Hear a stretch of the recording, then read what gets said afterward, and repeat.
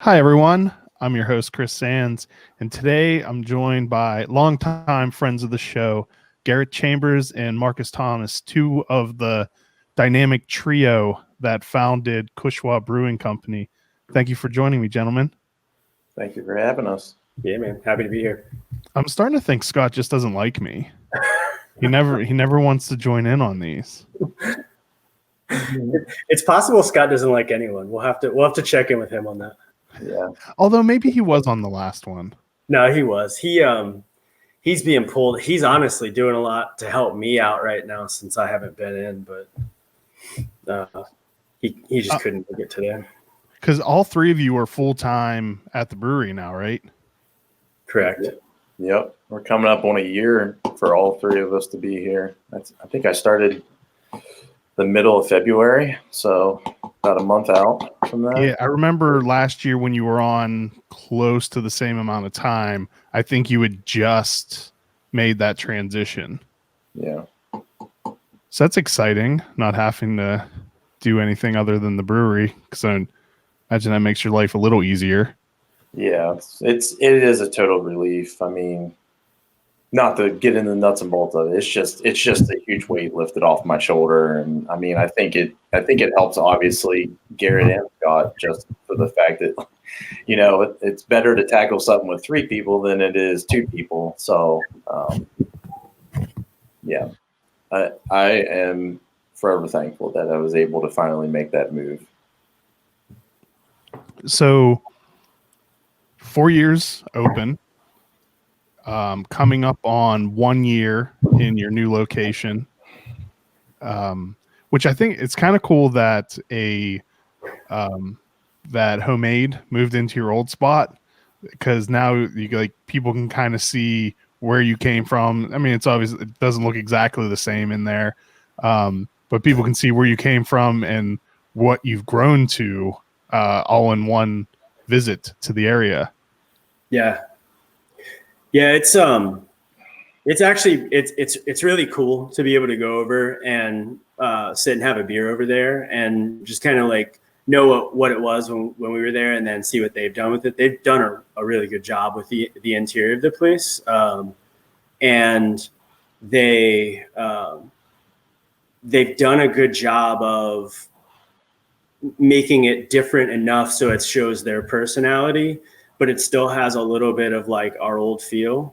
And something cool that they did too, just because you brought it up, they you know how we had Cushwa written our logo up huge on the wall in there? Yeah. They actually didn't paint over it. They put boards up and put a piece, like Steven did artwork on top of the plywood to kind of preserve Cushwa. Oh, that's cool. Which was, yeah, it's huge. It's funny because we're really close with those guys. Like we like them a lot, and it's getting to know them even more obviously now that we're neighbors. But we're pumped to have them there. We have a really good relationship with them. They're both great guys. I can't imagine there's anyone who's met them and does not like them. Yeah, no, they're super down to earth, just good dudes. So though, I wonder, with the climate of how the world is right now, you guys probably really don't know what the true difference will be in your new spot as compared to your old one. It's kind of hard to tell like what it's going to be like in your new tap room, I would assume, right? Like you can have people, but not like what it'll hopefully become. Yeah, I sit here and like we're just getting into the new year, and I'm looking at like what we've done through the tap room and like what projected wise we could physically do through the tap room if things were in a normal scenario. But it's kind of hard to figure all that out. It's you just kind of touch and go until we start to see some clarification, and I guess the numbers with COVID going down and allowing us to kind of plan out, because we don't do any events. I mean, events are a huge draw to a tap room besides just the beer. and not having that really affects foot traffic into the tap room on a weekly basis. Are there still a decent amount of people coming there? Because I see tons of people posting about posting pictures of their beer and their pizza. And the couple times I've stopped in to pick up cans on the weekend, there were, a safe amount, but there was a decent amount of people there. Yeah, I feel like people are still coming out, whether they choose to pick up curbside, come in and pick up and go, or just hang out.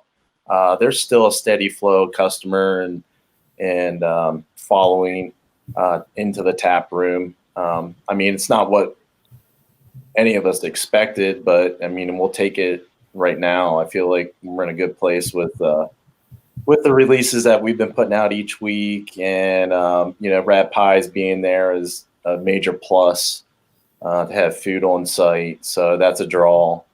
But I only see that picking up. Hopefully, we're hoping to get the patio in order. We have a kind of a makeshift patio now. We hope to kind of update that in the spring. To allow more accessibility and more patio outside. So it should help. And with the capacity that we have inside, I guess, Garrett, we're going to be starting probably an expansion on the extension of the tap room. I don't know if we should. We've kind of alluded to that. So there's going to be some things in the works to help space people out and still be following the regulations and restrictions that have been enforced as far as restaurants and tap rooms are concerned. So expanding out into that space that's off to the left? Yeah. I'm not sure the square footage in that, but that'll allow us to put some more tables in there and just have more of an overflow right now. Okay. And then we can look at what that looks like down the road, what we want to turn it into. So how many people could you fit in your old location? It was like 160, I think. Yeah, I think it was 160. Without any kind of restrictions, how many people can you fit in the current one? Without any restrictions, so, yeah, we're set at I think it's 240 or 250, maybe, to have a round number. Okay. So you'd be able to host a decent amount of people once everyone can congregate safely without any kind of restrictions imposed on you. Yeah, because right now, with everyone having to be seated just indoors, we could probably only do up to about 50 to 60 people in there. And that's not even, obviously, our 50% capacity of what we were allowed. So I guess in some ways, moving into the new spot was advantageous, even though it probably was added a ton of stress to you all opening that tremendously larger location in the middle of a global pandemic. We didn't really have a choice. The way everything played out, it was happening. You were on a train steaming down the tracks. It's not like you could have changed the timing at all. Yeah, we were already paying a lease for the old space and the new space at that point. So, it was inevitable that we, made the jump. So we just dealt with it, But I would assume though the new location from a production standpoint was very advantageous. Having a canning line, having more product that you can put in the cans to get out across the country, or not the country, the state. Yeah, the canning line saved us. I don't remember if we talked about that the last we talked to you or not, but that the canning line, we got that thing up and running about 3 weeks before the shutdown happened. And honestly, if we didn't have that, I don't know what we would have done. A whole whole truckload of kegs got returned to us. You know, we sent out the day before the shutdown. They left and they came right back the next day. So, and understandably so. Yeah. So if we didn't have that line, you know, obviously we could have mobile canned, but that scheduling is tight because everybody's doing that. You know, everybody's just scrambling to try to make things work. So, the having our own line and the freedom to run it, you know, on our own schedule and things like that was, it was a lifesaver. You know, our business would probably look very different right now, and our stress level would be way higher than it already is if it weren't for that. Yeah. So comparatively production size, how much more beer are you putting out now than where you were putting in your original location? So we were doing about 40 barrels a month in our old space, and we're doing about 200 barrels a month now. It's just a slight uptick. Yeah. It's crazy, man. You know, obviously, like, you hope that things go and, you know, beer moves and things like that. You know, we've been really fortunate that it's all kind of come together for us. I think partially too, because we didn't do a lot of distro before, because we just didn't have the volume to. You know, we got to take advantage of some pent up demand in other locations. So the distro part really, you know, obviously became crucial, but it was like putting product out to a lot of folks that were already kind of, you know, looking forward to trying our beer that hadn't had it, and you know, excited to be able to have it on a more regular basis for the people that had. Yeah, and help build on that demand that was already there. Like people wanting to try it, hadn't tried it. Now there's more word of mouth telling people about your beer, and people probably seeking it out much more now that they have more access to it instead of driving all the way to Williamsport. Right. Well, and that's a weird balance too, because, you know, you want people to come, and right now you want people to come, but only so many people. Yeah. So how do you know, and obviously you can't control what people do and don't do. I think the distance helps just because we're pretty far out. You know, but it's, I don't know, man, we've worked really hard, and I think that you know, we've also been really lucky at the same time. Things have just kind of timed out in a way that have worked out for us. Has the local community rallied behind you? Because there's been a lot of talk of that with breweries where their immediate local area has really come out and showed a lot of support, buying even more beer than normal. I mean, personally, I think that's true. I mean, just not with us, but several of the other breweries in the area, they've been out in full force. I mean, just seeing some of the people come in, there's regulars that come in at least once a week, whether or not they're grabbing beer and pizza or just grabbing a pizza. But I mean, there's just been an outcrying of support during this time. And they're always like wanting to know how we're doing and checking in on us. It's a very small town feel, obviously, being in a small town and running a brewery that has legs all the way across Maryland. It's pretty cool to see how the community at large comes together. Are you distributing all through Maryland now, or just in pockets of it? We're across pretty much the whole state. Not west of where we are, though. We don't have anyone that takes beer out there at this point. That's something that, you know, like obviously the population decreases once you get out into Allegheny and Garrett County, but it's definitely something that we would like to do at some point. That's more of a logistic thing, not because we don't want to. Yeah, we're pretty readily available. You know, across the state, more so west of the Bay, but there is some representation east of the Bay. Let's take a real quick sponsor break, and then we come back. We can talk about your 4th anniversary celebration plans. Cool. So we will be right back. If you haven't heard about our beer dinners, well, now you have. Typically, the last Tuesday of each month, we partner with a local brewery and craft an exclusive 5-course dinner. Each course is thoughtfully paired with some of the finest craft beer available. You'll meet the brewery, enjoy memorable pairings and service, and have a damn good time. Like us on Facebook to stay in the know when tickets become available, because they will sell out quick.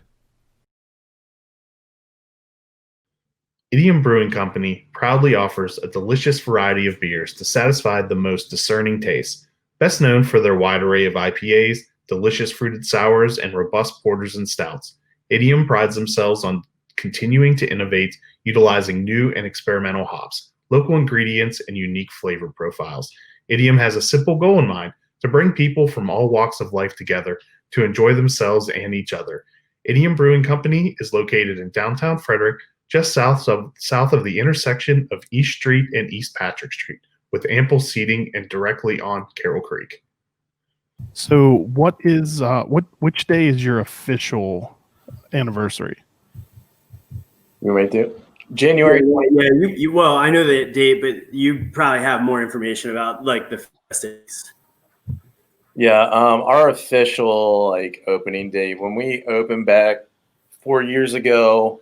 It was January 25th. It was a Wednesday. We were only open, I think it was like 5 to 9 that day. It was just kind of a soft opening. We did a ribbon cutting, and that place was bonkers. Like, it was just, there wasn't any room to move. But I remember like yesterday, it's crazy to think that we're already going on 4. So the 25th will kick off our anniversary week. And due to COVID, that's how we'll handle it. Each day we'll do several releases. Some days it's a can or a few cans mixed in with a couple bottles, barrel-aged variants that we have from some of the beers that we've put out in the past. And I mean, we sprinkled in a couple things to kind of make it more attractable or an attraction. We have a DJ coming in. One of my buddies that I went to high school with, DJ Busy, he's coming in to spin on Friday night for us. We've got Burger Buff coming in at the end of the week on the 31st. Now that's something that's been started with Rat Pies. They kind of been taking the reins on that. Even this upcoming event with Burger Buff, we actually did one. I think it was in March, and it was a huge success. And so we wanted to get him back in, and actually timed up right with our anniversary. So he's coming in and doing his famous smash burgers, and that'll be a pre-sale ticketed event. I'm not sure how many tickets he'll sell, but I did hear that he's probably going to double the amount of tickets that he did back in March. Yeah, because there weren't a ton last time, right? I vaguely remember that selling out pretty quickly. Yeah, I felt like it was under 200. I want to say like 150. And talking to the guys at Rat Pies, I think they're going to at least double that. So it should be maybe around 300. But then also, we've got Rat Pies working that day. They're going to have pizza and other options for people to eat. I keep seeing people post photos of their Big Mac pizza, and I really want to get one. Those guys make awesome food. We're so fortunate to have them there. That was kind of a long time in the making, and it's really cool to have their food, another like set of creative minds in the building. Like it's neat. It's been cool to watch it happen. I think it's interesting just because the artistry that they put behind it. It's not like, here's a cheese pizza with pepperoni on it. I mean, they do the classic style toppings, but just some of the thought process, and it's more than just its sausage. It's this sausage that was aged for 5-6 years, and like you can only get it here, and it's like, I don't know. Oh, that sounds awesome. They are passionate about their pizza. Oh, every ingredient I think they're passionate about. Yeah. So. That's good though. It's made with passion and love. So what are the beers that are being released? Garrett, do you want me to go into this, or you want to? Yeah, I mean, just like kind of an overall rundown. We have got a couple variants on electro fruit, just because that, it's a big thing. People get excited about that. So we have that. Triple IPA that we did. Yeah, I just saw District East posted they have the Ambrosia one, so I need to run over there and get some because I haven't had a chance to try that one yet. Yeah, that one turned out really well. Sorry, Black IPA. No, that's okay. No, triple IPA. Triple IPA. Sorry. Yeah, so we have another triple IPA coming out that we did with marshmallow and vanilla. We don't mess with IPAs a whole lot. That's not something that we've generally taken on, but it was fun. It was a fun thing to have a twist on. So we've got that. We have some bigger stouts that have been around in the past that we've held back for this specific reason. We actually have limited, ridiculous, stupid limited, 2017 bourbon barrel aged Rambo bottles, but I think we literally got 20 bottles or something because it's gonna be like Black Friday for those.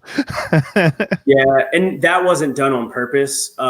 We actually that keg was one that it was just one keg, and we weren't sure what we were gonna do with it. And we got this bottler, and we were like, well, let's do it, and let's make it handwritten, 1 of 20, 2 of 20, or however. Yeah. It might be 24 bottles.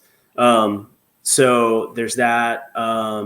We did liquid bread, which was a doppelbock we made. We put that into a second use smooth ambler barrel. So we'll have bottles of that. There's some other random type things coming. Having the bottler is cool because it just lets us do some different things that we haven't been able to do in the past. Unfortunately, because we're in such a small space, we don't really have much of a barrel program, but we're kind of working on that now. So down the road, we are hoping to have more of those types of things as well. That seems to be every brewery's goal. Is that just something that you guys collectively just all love? Is it from the added creative expression that you can do from the different, I guess the possibilities are endless when you get into it. Yeah, I think it's a cool pet project, and I feel like barrels on a really small scale are actually more of a labor of love than they are anything else, because it's a lot of work to do barrels, correctly, and storing them. And, if you're not a big facility with a lot of resources and people to do things and stuff like that, it's definitely, it's taxing on the production crew. Because we're already maxed out pretty much. And then it's just one extra thing. So it's something that I think we just do because we really like it. And it is fun. It's, that smooth ambler barrel we had used once for another beer. And I set it aside because it was that barrel was a really good barrel. So it's we could use it for something else. And then Doppelbock's great for that because it took on a really light barrel character. So it's not like you're not going into that and it's this huge, bold barrel character. It's a cool little bit of a back end type thing, but it's different than the original beer. So it's just fun to play with them, and also being able to get some local stuff. We've worked with Black Draft Distillery down in Martinsburg, and then McClintock. We've always been friends with them, but they've been really helpful with barrels and bringing them to us. And I don't know, that's another cool tie because you get to work with somebody that's small like you, and Yeah. on the artisanal level, and you have the whole story, and the people that are putting all that work in. So it's it sounds kind of like cheesy, but it's just a neat thing to be able to like pull together with people, and especially because they're just as passionate about what they're making as Right. you are with your own beer. So that what was in that barrel was taken care of. What was in that barrel was created with a high level of quality. absolutely. You know what you're getting. Mm-hmm. Yep. So no Peace Among Worlds coming back? No, but that not for the anniversary, but that did come up not so long ago. We might do that again. I saw I that. saw that somewhere on social media. Someone was throwing that out there if that was going to be one of the releases. Yeah.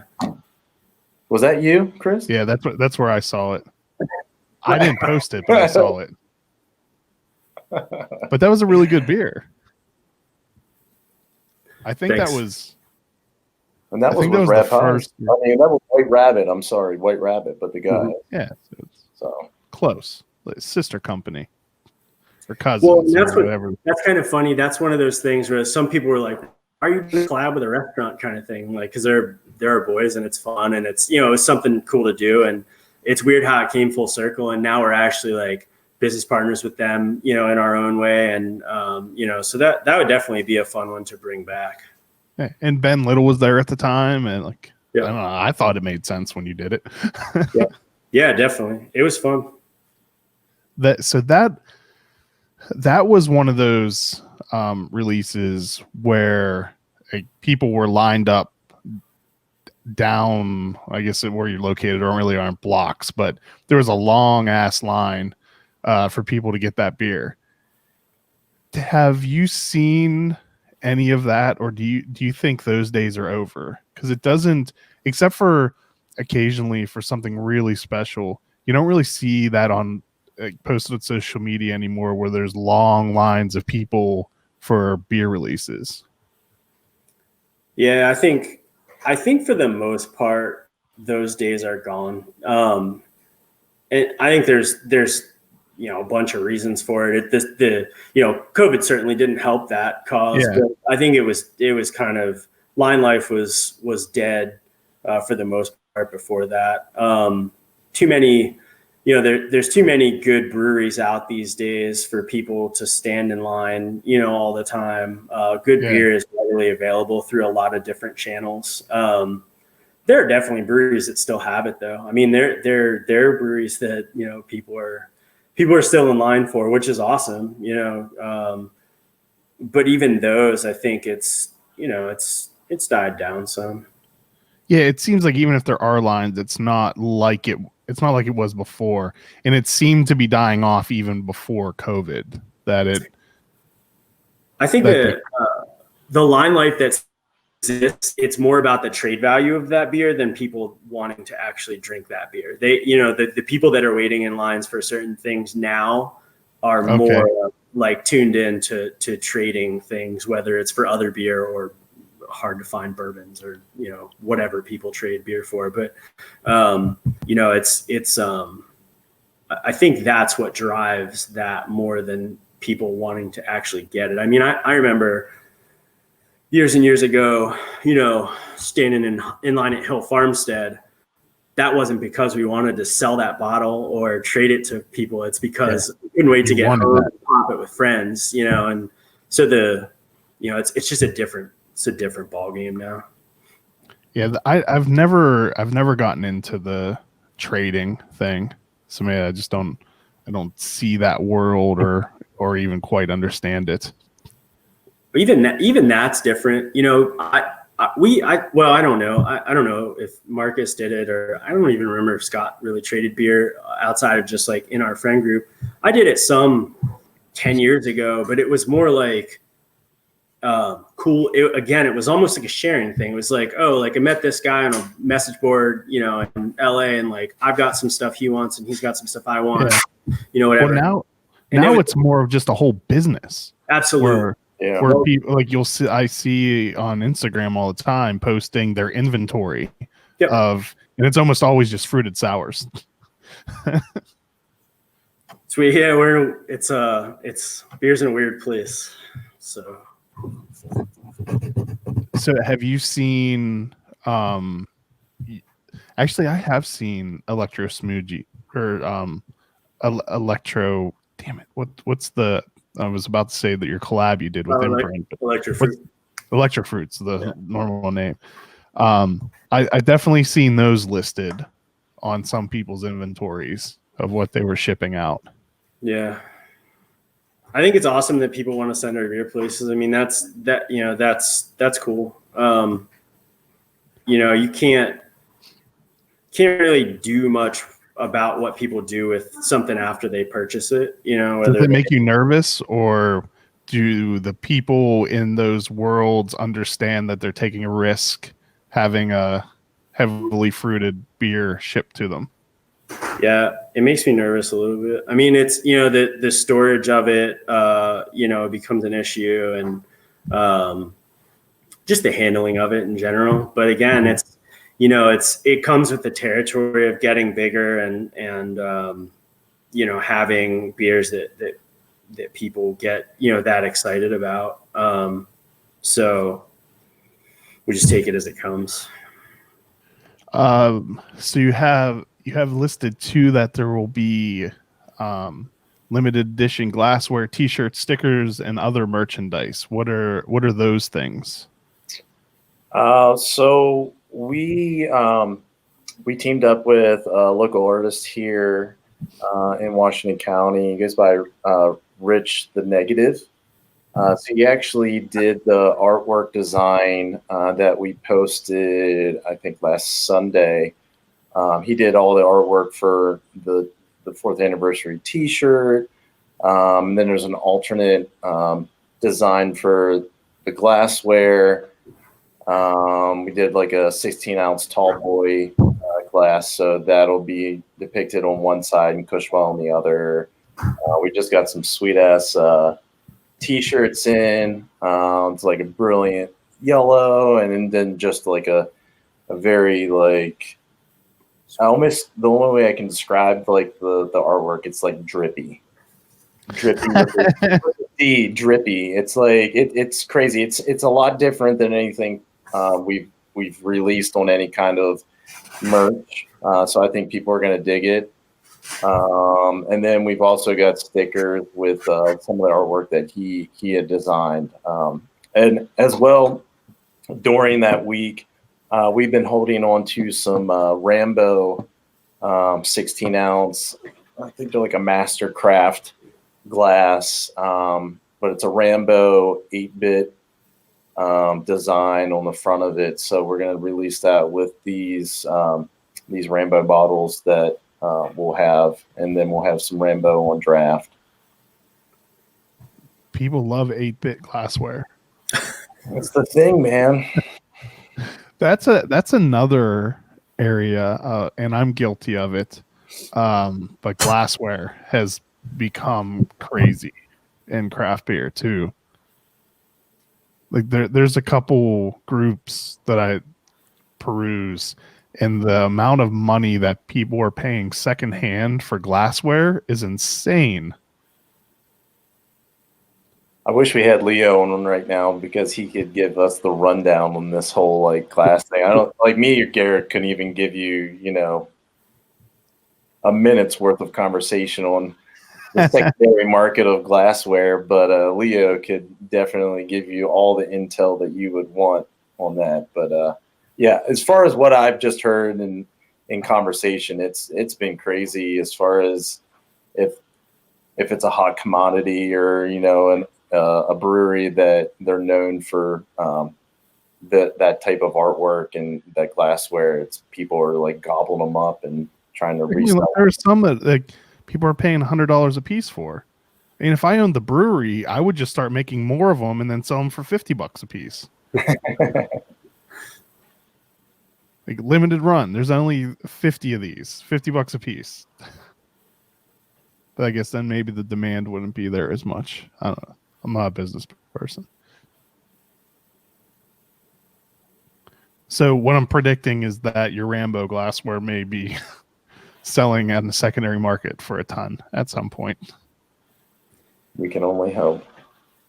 Well, I mean, it checks all the boxes. Popular brewery, 8-bit, nostalgia. Like it has everything you need. We're gonna take one more quick sponsor break, and then we get back so we can wrap up anything left we didn't talk about for the anniversary party, and then I want to talk a little bit about all the collaborations that you guys have been doing lately. So we'll be right back. There are many reasons why I have chosen District East for where I purchase beer. I love the flexibility of being able to make a custom 6-pack or take home a crowler from one of the 8 beers on tap. Their friendly and knowledgeable staff do an amazing job at keeping a diverse selection on hand. You can even purchase artwork from the monthly featured artist. District East is located on Northeast Street in Frederick in the same shopping center as Family Mill and Rockwell Brewery. You can find today's beer lists on the District East Facebook page or at www.districteast.beer. To all you craft breweries, wineries, and distilleries out there, listen up. Atlantic Custom Solutions is the real deal in providing you branded growlers, ceramics, glassware, and accessories like koozies, coasters, and keychains.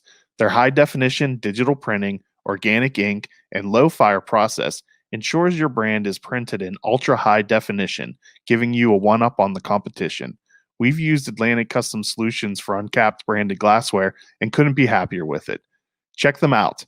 Visit www.brandmybeverage.com or give them a call at 434-286-4500 to learn more about how they can help you brand your business. Uncapped is brought to you with support from McClintock Distilling, Maryland's first and only organic certified distillery. They are well known for their award-winning gin and are rapidly growing a name for themselves for their Matchstick Bourbon and Bootjack Rye Whiskey that have both won double gold at international spirits competitions. You can visit them in historic downtown Frederick along Carroll Creek for tours and tastings. Go to McClintockDistilling.com for more information.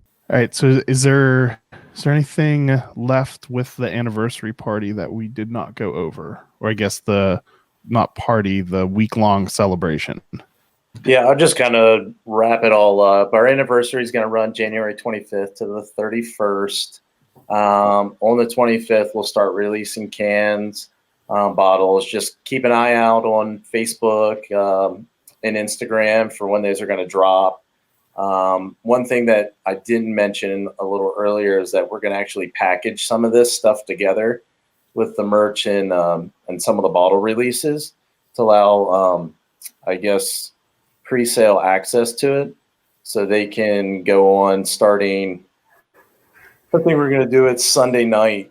We'll release them for purchase, and it'll be a package deal where it's like one bottle, sticker, shirt, glass, so they can already secure that at pickup and then pick that up whenever it suits them throughout the anniversary week. But all those items will be individually for sale as well, starting on the 25th.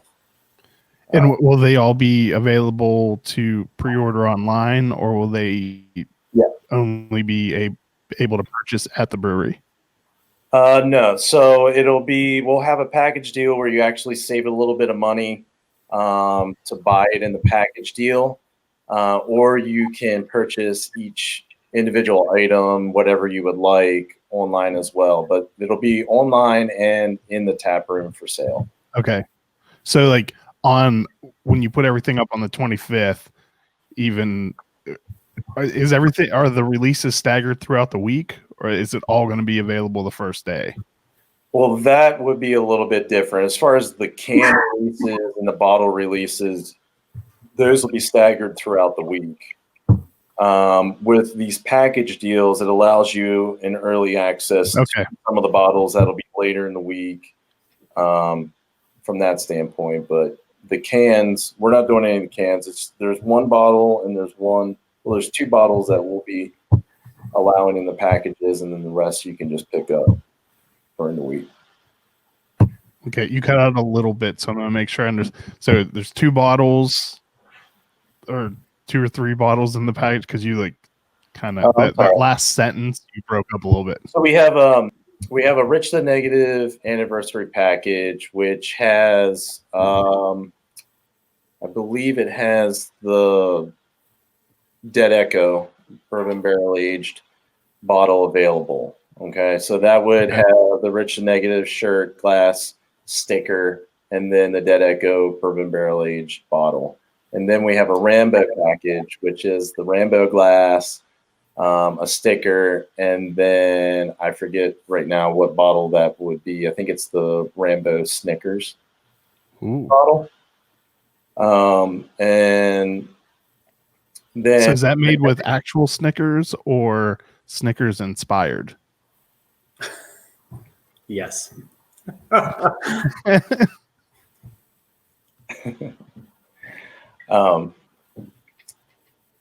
But then the rest of the bottles will have, I think we have like 3 other bottles that'll be outside those packages and staggered throughout the week, as well as the can releases. Those will be staggered throughout the week.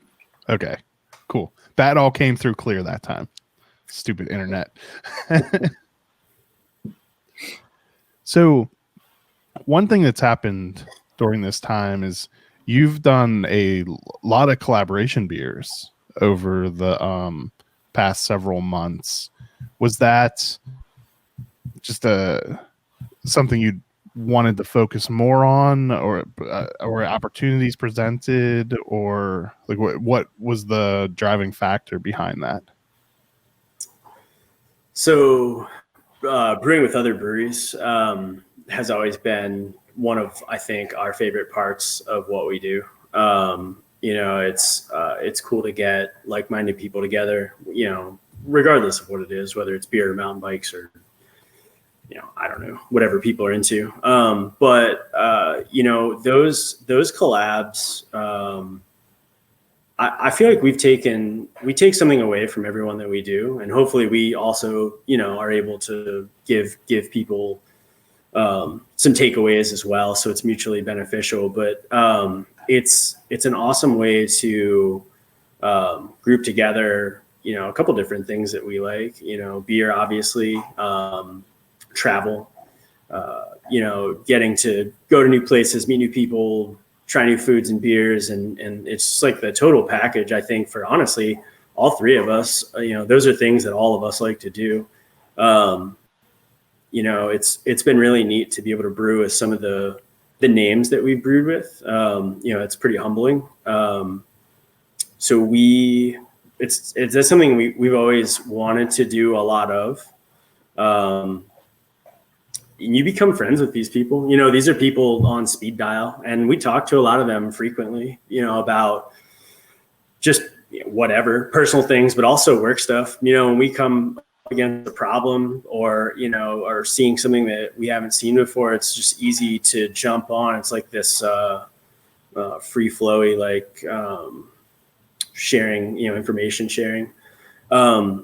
So when COVID hit, we kind of pulled back from them a little bit, just because initially everybody, was trying to figure out what was going on. And then we started to do some again. And then the rates, especially in Washington County, are very high. So we really haven't traveled much in the very recent past. Our last trip, we went down to North Carolina to brew with Heiss and Divine Barrel. I think one of the things that's like a huge bummer for us is all the breweries that we've brewed with in other places, it's always been this agreement. It's like a home and away type thing. Once we had our expanded space and had the canning line, things like that, then everybody would come here. But people are obviously still very much on lockdown in a lot of places and things. So we haven't been able to have as many people come in as we would have liked. We still definitely gotten some in. We do have got plans for some. Heavy Reel friends from New Jersey are going to be coming in next month. So we're going to do something with them. We've got some stuff going with Evergreen out of Pennsylvania. That's something that we're kind of working on. But the dates have been pushed around or, put off. We've talked about doing some virtual things, but that doesn't have the same feel either. So we haven't been doing a lot of that. There's a couple that we might end up doing. Honestly, one of my kind of hopes for this year is that things eventually do open back up to some point. We can start going back out and visiting friends and having people here now too, that we have the space and we can entertain and we can and we can do all the fun stuff. Which way do you prefer it? Like the going someplace to do it or host? Because you've still been able to host a couple, right? Yeah, we've had a couple people come in. Yeah. So homemade, to like when they were opening into a really tough, environment. We were able to brew with them, and that was cool because it gave them a to-go option. They do have a little canning line, but we were able to like put obviously can a little more efficiently. So that was good in the beginning. I mean, I like going places just because I'd travel all the time. I mean, I could throw a backpack on and leave for a year and be completely happy with that. And you're in your brewery every day, so exactly. So it's hard, it's hard to kind of like disconnect when we're in those four walls. It's nice to go to other people's places. It's more relaxing. And I like to see because I'm their production guy, I like to see people's facilities. I just like to see how they have equipment set up. And, it's amazing how we're all doing basically the same thing, but with vastly different approaches to it. So I think even from my eyes, like what I'm looking for, I'm like, I understand like what Garrett's coming from in production. I look at that as well, but then it's also seeing how they do things in the tap room or they display their merchandise or how they handle this. And it's kind of like, you're just soaking it all in. You're like, oh, what food they have available.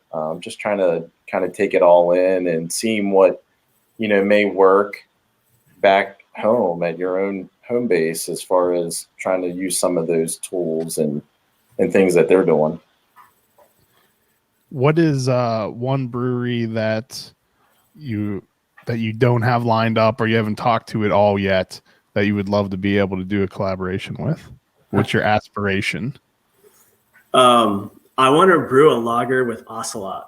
I feel like you might have asked me that in the past. I have so much. I did ask you in the past, and I think you gave the same answer. It's true, and I have so much respect for that place and their beer. That their beer is amazing, kick-ass beer. Their space is phenomenal. The people are not, everything about that place. It just feels. It's just good vibes, and I like the fact that they're capable of making, some hazy IPAs and things like that, and they do them very well. But man, they're like their pilsners and some of the lagers that they turn out and some of the other styles that they brew are so spot on. I have one of their pilsner glasses on those shelves right back there. So obviously like they're not super far or anything like that, but I really, really enjoy Ocelot beer. Yeah, I think, and when you said that too, that was like right when COVID hit. So the opportunities probably didn't, because Loudoun County's been pretty locked down most of the time too. Yep. Yeah, things are tight down there for sure. Yeah, I need to have Adrian back on. He's such a I don't know. There's been a lot of episodes where he gets brought up by different breweries and how much they admire him in Ocelot's beer. I don't know him. I met him once at one of the Aslan parties that we were at, just briefly. Super nice guy, but I've never heard anyone have anything but extremely positive things to say about him. And again, I think that's just part of their. Not that he's doing it for a brand, but like that's just part of, I think, their brand and who they are. They're just, they just, like I said, there's a good vibe around them. Yeah. All right. Well, you already gave that answer, so You got to come up with a different one. So I don't know about like the brewery necessarily. We want to go to Wakefest. That's one that we have not squared away an invitation to. And so obviously would love to brew with Jay Wakefield, in the process. But Wakefest is one of those festivals that it would be phenomenal to go down and do. Someday when we're allowed to have festivals again. Right. Although they're probably a little more opened up down there, right? I think Florida's. I don't think they were ever close. So they may be having it this year. Who knows? Yeah, I don't know what's going on down south. Oh, that's funny. So in the past year, you've added to your production staff. Started collecting Garretts. Yes. How many people are on your production team now? We have. Sorry, my dog's freaking out. Mine just was too. Thankfully, this mic doesn't go far because my wife and kids must have left. She was standing at the door howling. And how many people are on the production staff? We have so including myself, we have 3 full-time people and a part-time person right now. I don't brew as much as I was brewing, just because, we're through the expansion. Like now I'm in more of like a managerial role, more production planning, just doing ordering, scheduling, all the logistics of running the production area. In which I don't mind, but I'm happier on the brew deck. I'm a hustler, so it's hard for me to stay out of there and not do things. Yeah. Occasionally, like I'll go in and like start screwing with something, and they're like, "Hey, go away, we got this," and like, fair. Get out of here, suit. Yeah. So we've got a really good staff. Production, tap room, everybody, Leo, smooth operations manager. We are very, very fortunate to have kick-ass people working for us. And if we didn't have them, we would be train wrecks. It's been a pretty neat thing to watch grow. I think everybody's really, really, Team Cushwa, and they work really hard and go above and beyond. And we're very fortunate to have who we have. I loved everything about collecting Garrett's. The name, the label, the beer itself was awesome. Awesome. Yeah. So, how many breweries have a Garrett, let alone 2? I don't. There are not many of us running around. It's not the most common name. Well, it was kind of funny on the Instagram post that Marcus put up for that. There are actually other Garretts that showed up in the comment section, making comments about wanting to apply or things like that, which was pretty cool. I honestly, I don't think I've ever met, like, other than other Garrett that obviously works for us now. I think I've only ever really known one other one, a guy that I went to college with. I think the 2 of you are the only Garretts I know. Yeah. So you employ 100% of the Garretts that I've ever met. The goal. I can guarantee you when we start hiring for something, it'll probably be a ton of Garretts coming out of the woodwork thinking they have the upper hand on getting the job. They're going to have to brew a quadruple IPA and That would be pretty hilarious, though, if you do get just a ton of people named Garrett.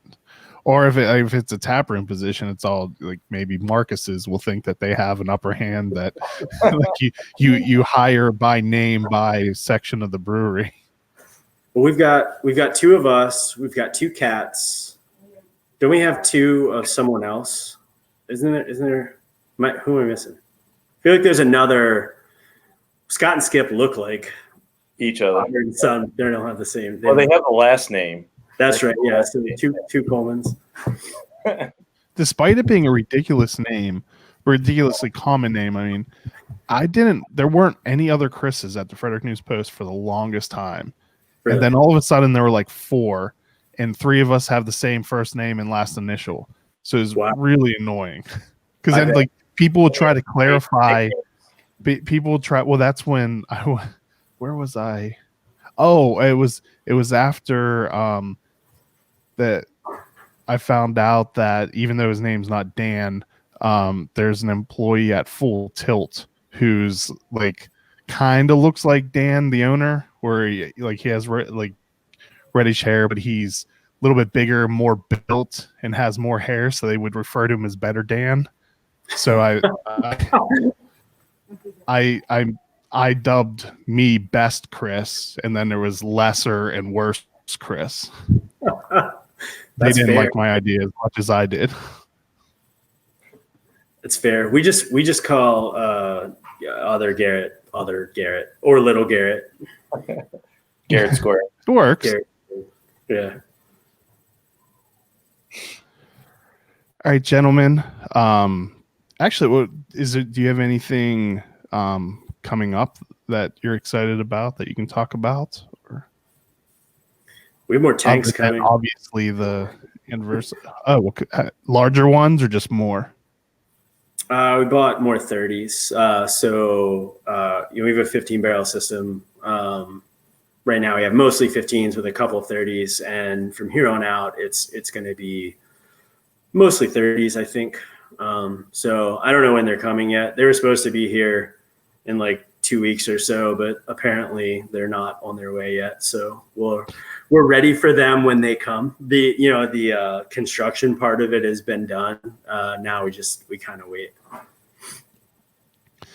I think you had mentioned earlier that you're maxed out production wise, or it's just that you're with what we have now, we are. Yeah. So okay. Without with new tank, I mean, we could probably without those new tanks. Yeah. Okay. Yeah. We can't turn beer any faster than what we do now.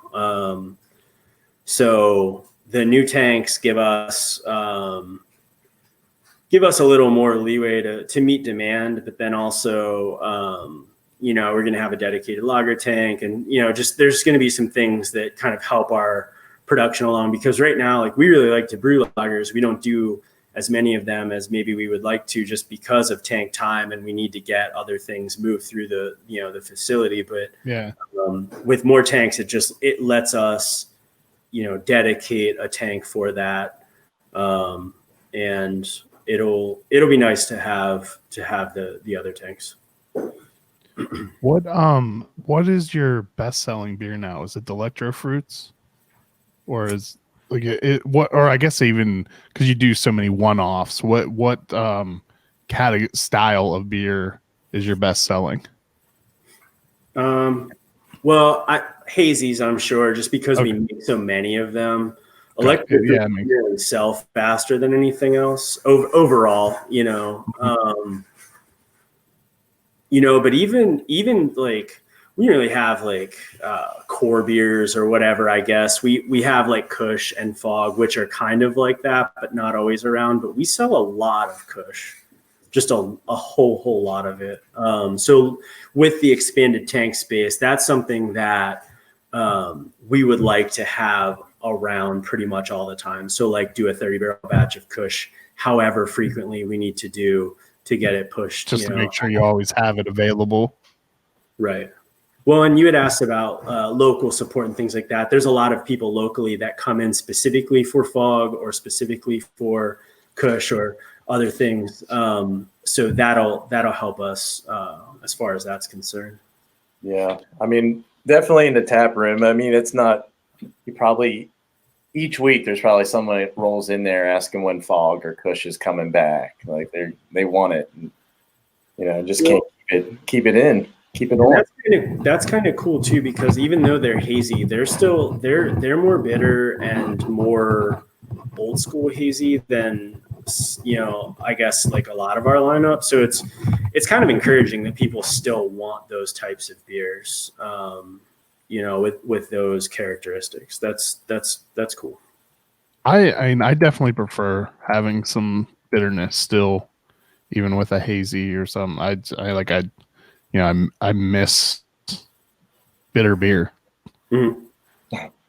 So Divine, speaking of collabs and then bitter beer, Divine Barrel they've kind of branded themselves around West Coast IPAs. They do everything, but they've got #BitterBoy, and they've got a whole line of like shirts and things, and it's really cool. And they're really good at it, so it fits perfectly with what they do.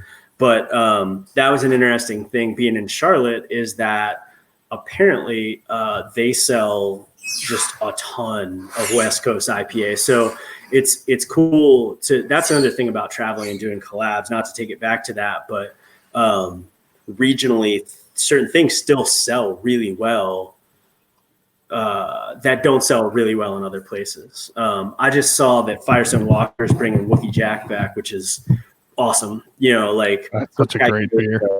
So good. And so many, nobody makes them, and they're a hard sell, and I think they're only going to have it in California though, if I read the article correctly, but either way, the point is like, it's neat that certain markets still have a demand for things like that. It seemed for a little while at least, and it may have died off a little bit, that West Coast IPAs were making a comeback in Maryland.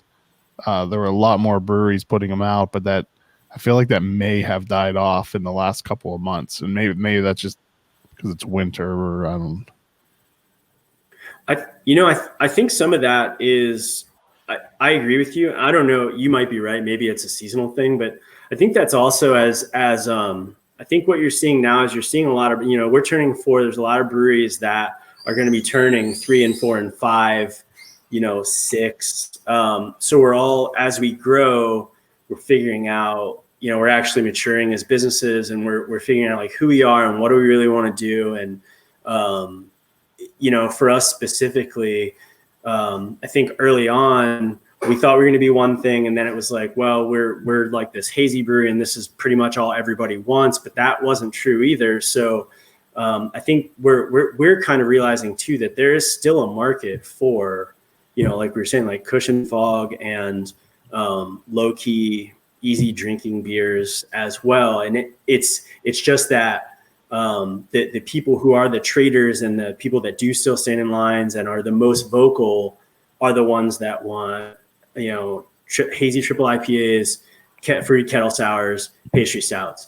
And it's just like, it's almost beaten into our heads that like, this is what everyone wants. Yeah. And to some extent is true, but you're also kind of leaving out a whole subset of the market that doesn't have any interest in that, or doesn't even know those things exist.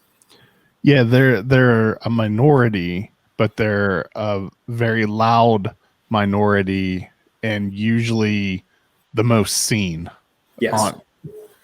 So it kind of builds an echo chamber of making it seem like that's all people want at all. Yep. Because look at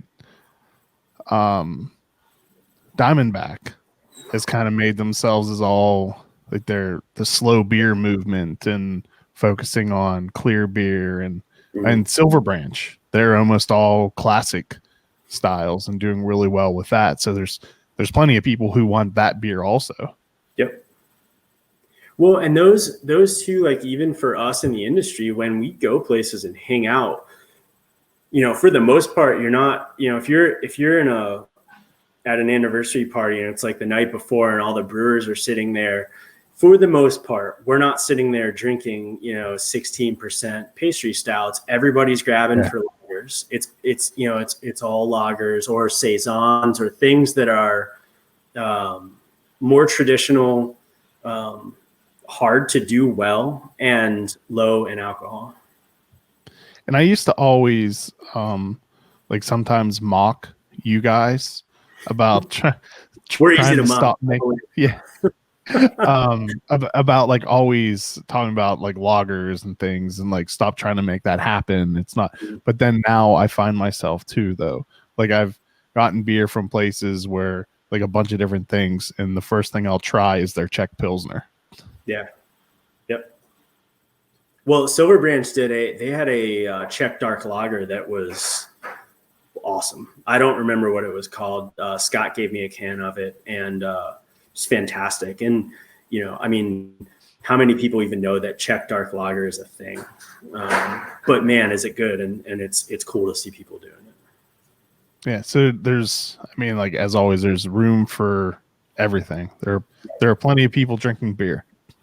Well, and breweries, you know, have because we're kind of like have the personas that we do, you know, we have the leeway to do all kinds of stuff. You know, we are proof that you can make a bunch of like hypey things, but you can also really focus on traditional things as well, and trying to make those to the best of your ability and grow and learn and perfect.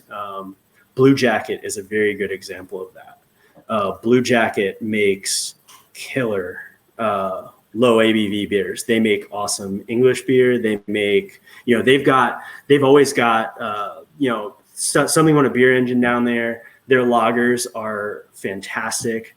They have a Kolsch that's really good, you know, so they've got a really good lineup of traditional style, but then they can also throw together a double IPA that slays.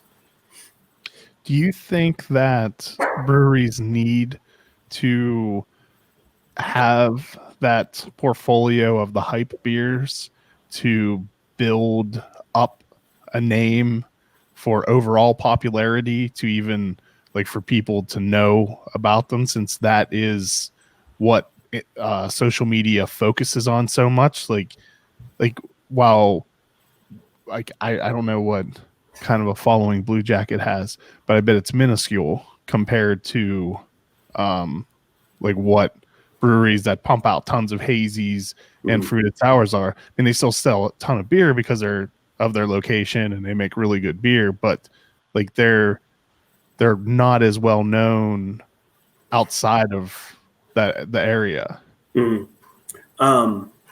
I think there's a couple ways to look at that. It certainly doesn't hurt to make those things and make a name through those things. You know, from a business perspective, you know, it does help. However, I think part of that is location.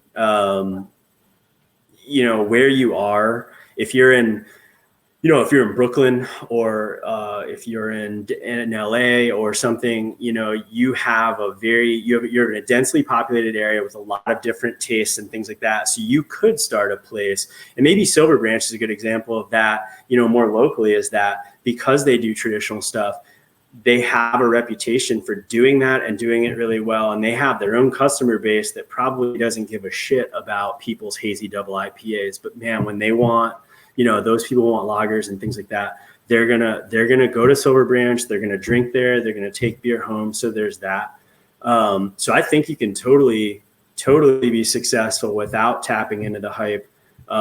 Suarez Family is a perfect example of that. You know, Suarez Family is a brewery up in New York that is kind of niche and very well known, also probably not well known all at the same time, depending on who you're talking to. But that is all low ABV stuff, lots of lagers, lots of again, like saisons, and they they make fantastic beer, good. Have a strong following. Okay. So yes and no. Yeah, I think, yeah. I think a lot of it comes down to location, but also your skill set. You know, what's your background? You know, what did you learn? What do you know? It changes everything. Vale's a good example of, like, obviously they make a ton of hypey stuff, but their lagers are top notch as well. So, and I feel like quality matters way more now than ever. Yeah, as it should, right? Yeah, but I feel like it's not that long ago that you could be a hyped up brewery and maybe not make the best beer. Mm-hmm. That and that seems to be definitely waning because there are so many places that aren't your typical hype brewery, but they're putting out really, really good beer. I agree. Well, and to build on that too, when we opened, I've said recently, I would love to have had beer in a time capsule, from what it was like our first beers produced in the old space on the old system, and be able to open them now and have them still obviously like be fresh and whatever, and compare them to where we are, because we've grown leaps and bounds. And if we started now making that beer, we probably wouldn't have the same freedoms and the same level of stickiness with our customer base, because again, there's so much beer out there. If you open a brewery now, you don't have the same time for people to just kind of hang out and just wait and watch you grow and get better. Now it's like you open your door and people expect they have high, which is again completely understandable. I think you're given a month or two maybe now, whereas you could skate by for a year several years ago where people would kind of give you the benefit of the doubt, but that is definitely not the case anymore. I agree with you. Mm-hmm. Yeah. So it's obviously it's important. People are spending money, and it's they vote with dollars, and you need to respect that as a person that runs any type of business, whether it's a restaurant or a brewery or an HVAC company or an auto repair facility. Honoring the fact that people work hard and they could literally be anywhere else drinking your beer, but they're there. So it's you need to do your best, and not just your best, but you need to grow and continue to get better and better.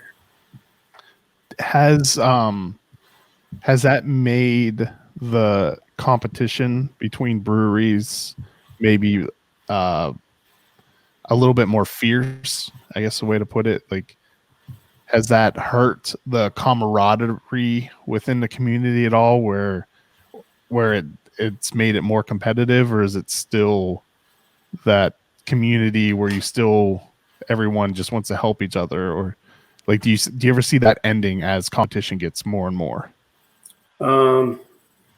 That's a tough one too, because I think it's both. Again, it's like, I hate to be that guy. It's like playing the middle ground on answers, but I think it's both, because I think that there's definitely like a core of us, and especially people that came before us, that still something you're doing is making a bunch of noise. What's that? Something you were doing was making a bunch of noise.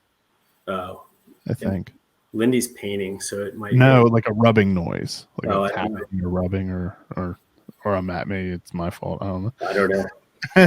Stay really still. Sorry. No, I don't think. No, sorry. Go ahead.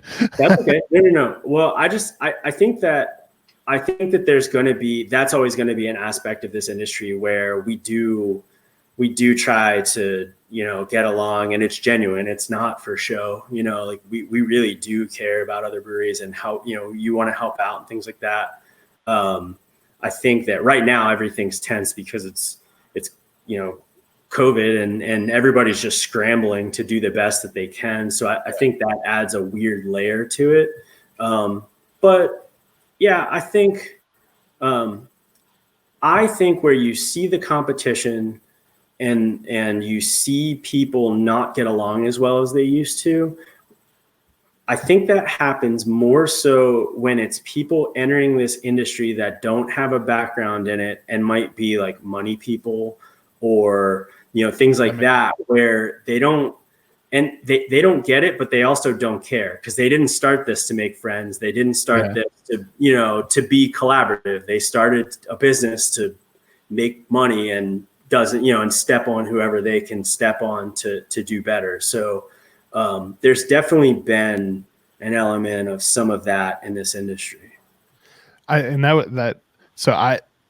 wasn't going to go that in depth with my idea, but I was just going to say, do you think it's just going to be completely dependent on personalities as there are more and more people? And I think that kind of answers it, that will be what kind of brings that more cutthroat competition into breweries, is it being people who just are in it to make money instead of people who had the passion for like wanting to open a brewery just for the passion of wanting to do it.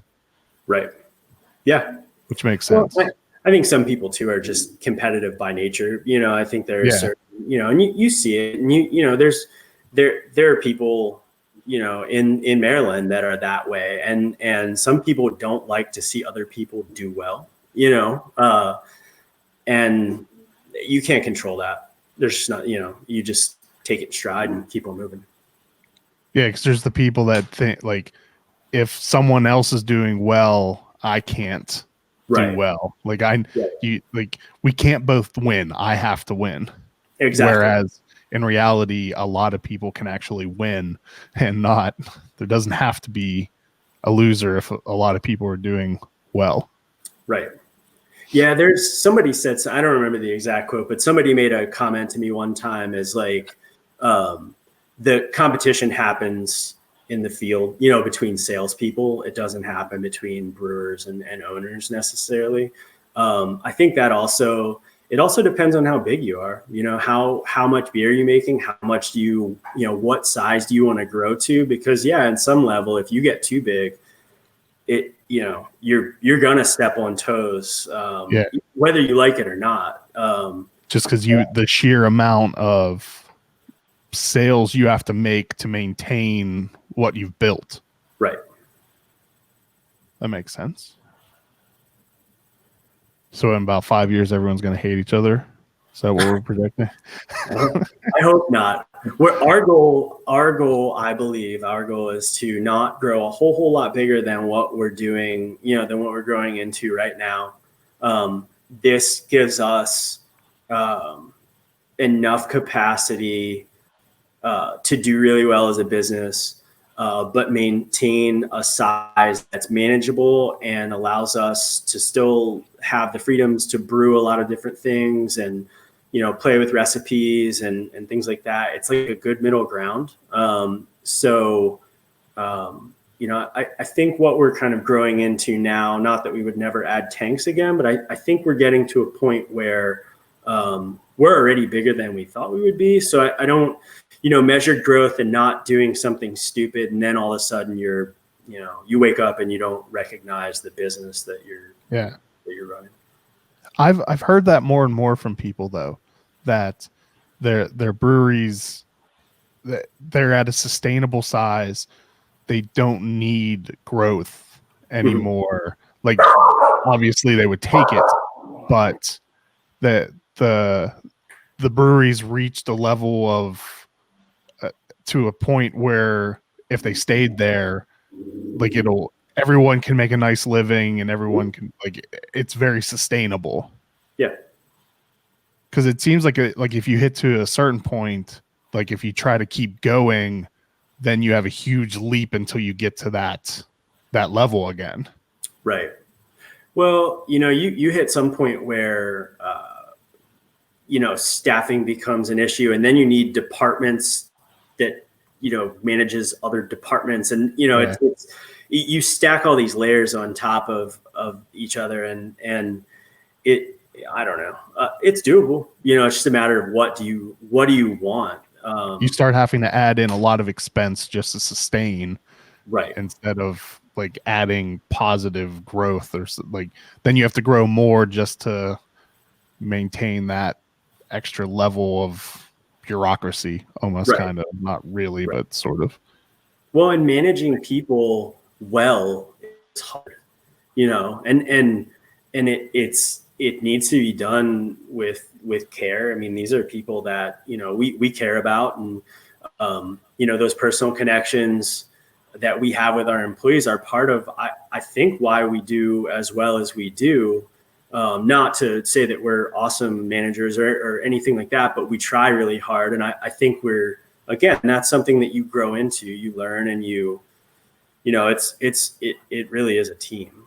And at some point you get so big that team kind of structure falls apart, and I don't know. And people start to just feel like a number or another face where Right. and I think you guys being the owners and there every day and being so hands-on helps with keeping a happy workforce. Like no one likes someone who isn't doing anything like or like at least from a perspective, like they're not here doing anything. Why should I listen to that person? Right. Yeah. Yeah, I think it says a lot to our employees that we're here, we're hands-on, we're still a major part of this like business and what we're trying to achieve, not just like handing the reins over to someone else and then just stepping back.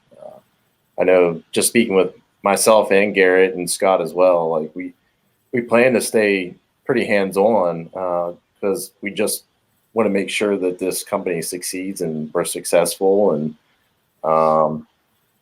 I think it's an integral part of trying to grow this business and within this community that we're in.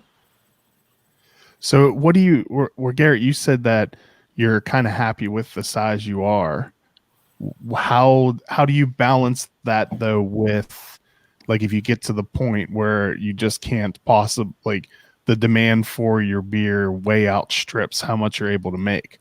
Like, do you still then want to stay at the same size and there's just the demand for it? Or I think so. then, I mean, from a business perspective, that's a sweet spot to be in. yeah. You know, it's again, you know, I have no idea what comes down the pike in the future. I mean, you know, if this year taught us anything, don't plan that much. Yeah. So, you know, I don't know if that changes in the future, but I do know that just through conversations that we've had and, you know, I definitely can speak for my own personal feelings. You know, we've had a really long, you know, if you think about this, we're turning 4, but we started planning this a year and a half before that. You know, we were all working full-time jobs. I had a full-time and a part-time job. We were planning this, and then we started build out on this, you know, 9 months before we actually opened. So our work has been 5 years, and we've been grinding so hard for so long.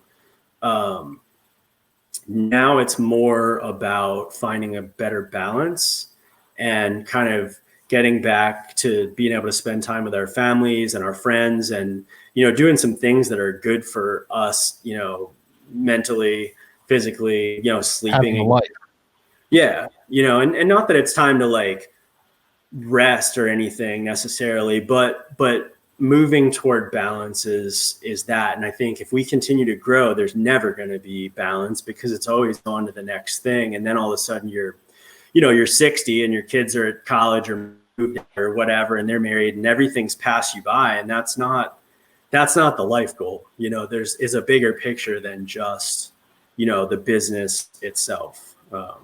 It's a means to an end and something that we have a lot of love for, but it's one component of who we are. That makes complete sense. And it's actually kind of refreshing to hear, instead of like just wanting to just keep getting bigger and bigger and bigger. Like, no, get to a happy point and then just stay there. Yeah. So how much further ahead though are you 4 years in than where you thought you would be when you opened? I don't think we ever thought we would be here. I don't know. We didn't really have goals, you know, look, other than survival. You know, when we started this, it was start a business, work really, really hard, make sure it doesn't fail. And that was it. And do the best, you know, and do the best we can, obviously, like focus on quality. So I mean, we're already past where I thought, you know, again, this is just me. Marcus, you might want to chime in, but I think we're past it. No, I agree. I think we're past it. I mean, sitting down 4 years ago, prior to us opening this, I don't think we had any established long-term goals. Just like Garrett said, it was kind of like, and nor did we. I guess we were just so green. We didn't know a whole lot. I mean, we hardly knew anybody in the industry. We just basically took what business knowledge we had from our previous backgrounds and tried to put it to good use to create a stable environment and a business that would be successful for years to come, and just trying to maintain that. And I mean, so to know like if we're ahead of where we were gonna be, I mean, I think that was a year or two ago. I mean, we never thought we would be in a 12,000 square foot facility and quadruple our capacity. And, there's so many accomplished goals that we never thought were even attainable, but they have been. Did you start out all three of you wanting to be at the brewery full time? Yeah. I think so. Yeah, I would have to agree with that. I mean, yeah, I think it was, sorry, I didn't mean to cut you off. I think that it was probably like, that was the goal, is the three of us were going to work there and maybe have like some taproom staff and things. And that was probably it. So it definitely surpassed that. We definitely surpassed that. Yeah. All right, gentlemen, I keep getting text messages from my wife. So I'm not sure what she wants. But I don't want to take up any more of your time. I'm sure you all have things to do. But congratulations on all of your success. I mean, I don't think I've ever had a beer from you guys that I don't enjoy. I was drinking After School Snack, the sour version, during this. I wasn't sure how that was going to work, but it worked really well. I definitely enjoyed that. So congratulations on 4 years, and can't wait to see where you guys are in a few more years.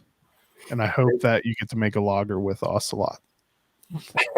Well, me too. We always like talking to you. So thank you for having us on. It's always a good time, and we'll look forward to doing it again one day. Thank you. And thank you everyone for watching and listening. Cheers. All right. Cheers. Cheers.